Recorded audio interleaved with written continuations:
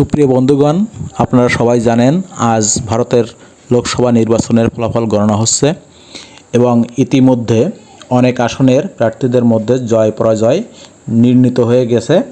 তো মতো অবস্থায় আমরা যদি ভারতের পশ্চিমবঙ্গের দিকে তাকাই তাহলে এখানে দেখব যে বিজেপির ভরাডুবি হয়েছে। এখানে এক কথায় একদম বিজেপি কিন্তু মমতা বন্দ্যোপাধ্যায় এবং অভিষেক ব্যানার্জির কাছে কুপোকাত, অর্থাৎ এখানে বিজেপির কোনো ম্যাজিক কাজ করেনি এবং পশ্চিম বাংলায় যে 42টা আসন আছে এর ভিতর টিএমসি অর্থাৎ মমতা বন্দ্যোপাধ্যায়ের যে দলটা এটা কিন্তু 29টা আসন পেয়েছে এবং বিজেপি পেয়েছে মাত্র 12টি আসন, যেটা গত বছরের আসন থেকেও প্রায় তাদের 6টির মতো আসন কম।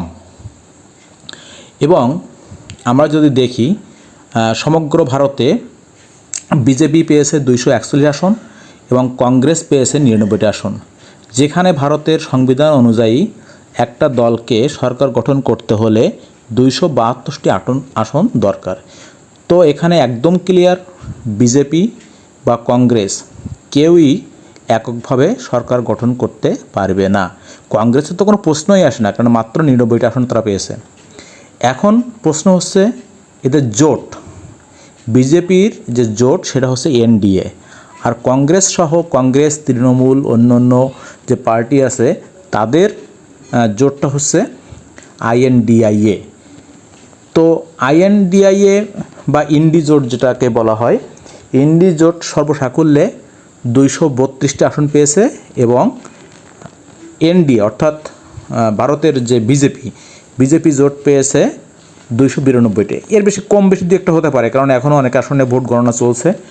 তো এক্ষেত্রে সাধারণ দৃষ্টিতে মনে হতে পারে যে তাহলে তো বিজেপি জোট তাদের যে সংবিধান অনুযায়ী তাদের ক্ষমতা দখল করা বা দিল্লির মসনদে বসাটা একদম ইজি ব্যাপার, কারণ দরকার হচ্ছে 272টা আসন, কিন্তু তারা পেয়ে গেছে 292টা। 20টা আসন তো বেশি আছে, কিন্তু না বন্ধুরা, এখানে খেলা লুকিয়ে আছে।